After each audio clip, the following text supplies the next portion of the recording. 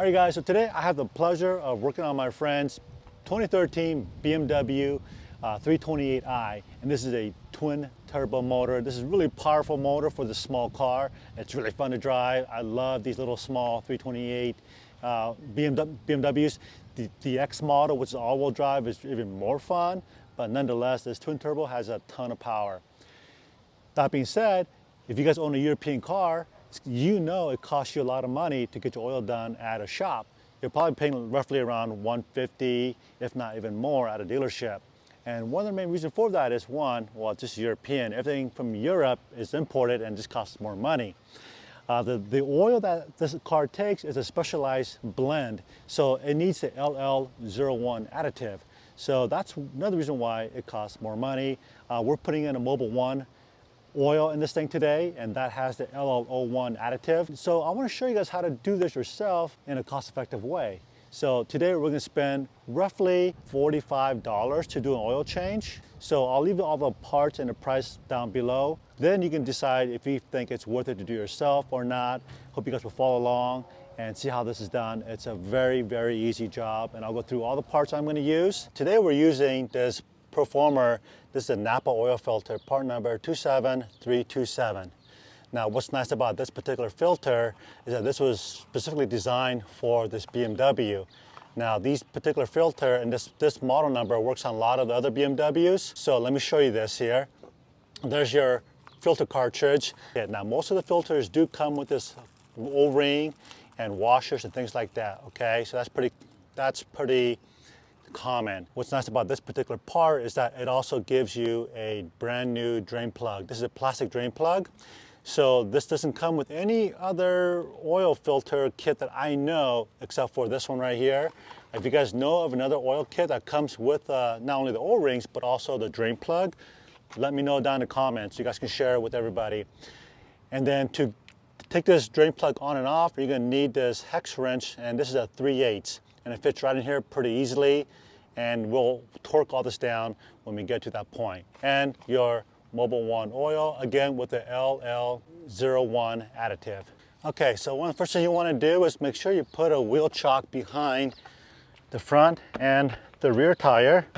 On this BMW, it has a square rubber or polyurethane platform for your jack, so I don't really need this. And I'm using a power-built hydraulic jack. And what's cool about this one is that it's got a built-in safety jack so that you don't need a separate safety jack. However, if you guys are using your jack that came with your car, you want to make sure you use a safety jack underneath it. And I got this rod that goes right here, and that is my life insurance. And I'm going to lower it down just a little bit. Okay, and then go back a little bit up. There we go. So to double check if it looks secured, shake it, make sure it's not going to fall. So with these unibodies, both tires tends to come up off the ground. So what we're going to do is we're going to put this wheel chock on the other side. Here are the tools you guys will need to do this job. You'll need a funnel. If you have a Torq wrench, that's fantastic. If not, no worries. A universal oil filter wrench. If you want to get a specific one for your BMW, you want to get 86 millimeters with a 16 flute on it. And you'll need a 3/8 hex wrench to take the drain plug out. And of course, you'll need some sort of a catch bucket or can to catch all your oil. And I use this carpet right here specifically for like changing oil to pick up any oil you might drop on here. So this thing is like an absorbing mat, and it won't soak through. So yeah. So if you don't want to get any oil in your driveway, and if you're not really sure and you might make a mess, I recommend picking up this particular blanket on Amazon. I will leave everything you see here in the links down below. I can see a little bit of oil spillage right here. Looks like it's soaked through this, it's kind of like a plastic fabric material under pan. So right here is this little flap you gotta undo, and that's where the drain bolt is. So you can take a flat screwdriver. Oh, by the way, I forgot to mention, you need a flat screwdriver or pliers, and you're basically gonna turn this. This little washer thing is like a half moon shape. You just turn it the other way and this thing comes down just like that.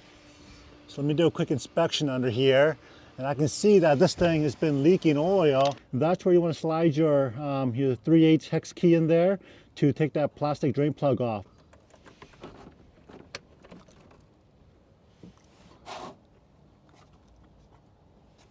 All right, so now we're ready to put our new drain plug on, and in the filter kit comes with with a O-ring and this drain plug. So make sure you get this on there. And before we put this on, we're going to take some of that used oil that was coming out, and we're going to coat the outer O-ring on this. This will help us get this on nice and snug without the O-ring binding and twisting, so things like that. We're going to wipe up our area really good.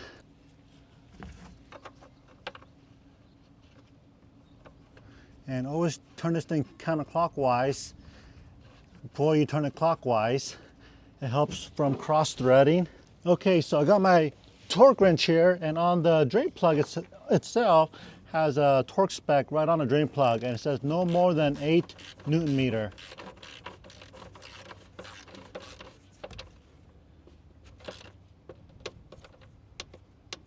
Okay, and that is not very much, you guys. Push this little cover back up and turn that plastic dial. That basically holds this flap from coming down. All right, so let's go to the top now. All right, guys, so now we've got the car jacked down. Car's level on the ground. We're gonna take our universal wrench and get this filter loose.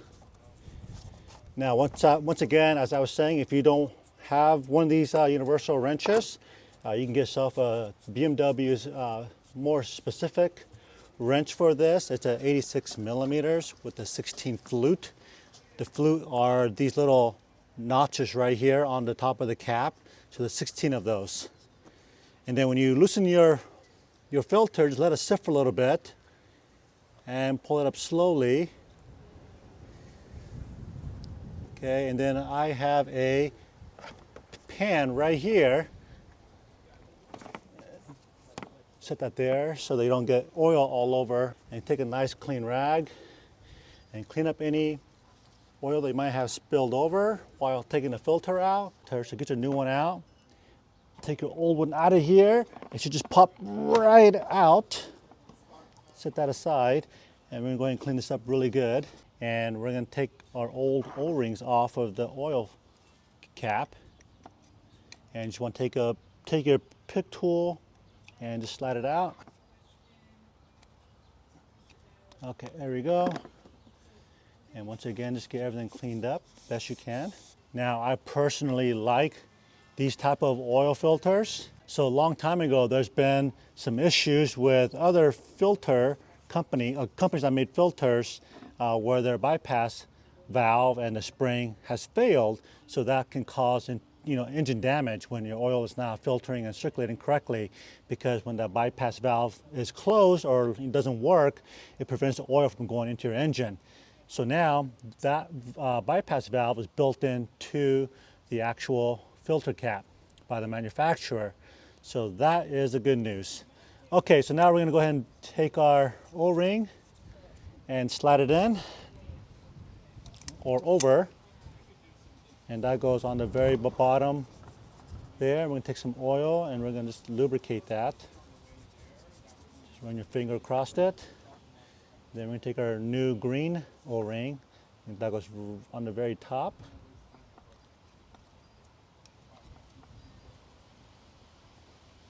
Okay, just like that. Again, take a little bit of your oil there and rub it there. And then your cartridge slides right in. There's no top or bottom, just slide it in and push in. Okay, a little click, and this should be solid. Okay, so we're gonna go ahead and twist on our new filter.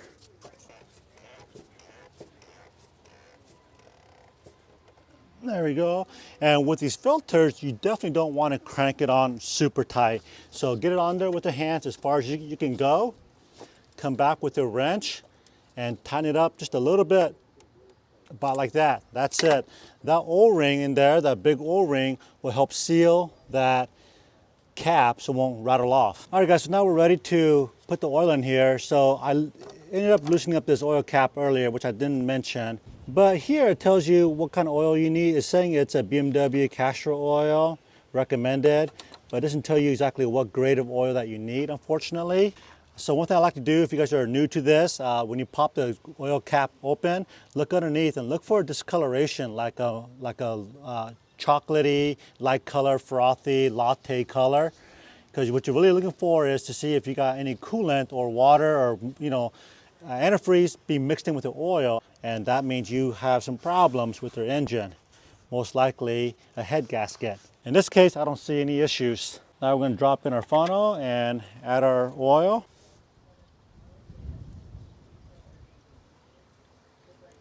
And we are putting in Mobil 1 5W30, or you can put in 030. All right guys, so to check the oil level in your car, in this car, you have to do it from the inside. There's no dipstick, just like my Range Rover. So what you want to do here is you want to come down here to your controller and hit the menu button. You can get to this screen, and you want to toggle that knob down to vehicle information and push down and scroll down to vehicle status and hit that, and you have these few vehicle statuses. For example, engine oil level. Okay, it says oil levels max, measure engine oil. That's what we're going to do right now, and push that down and start measurement. And by the way, you need to run your warm up your car to operating temperature before you guys can do this. So take it for like a 5-minute test drive.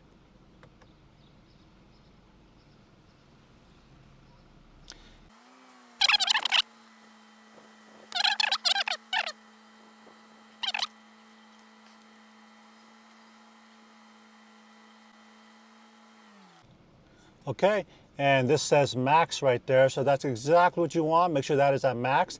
If it's somewhere not at max, you're gonna have to add maybe like a quarter of a quart at a time, and then redo the oil check again.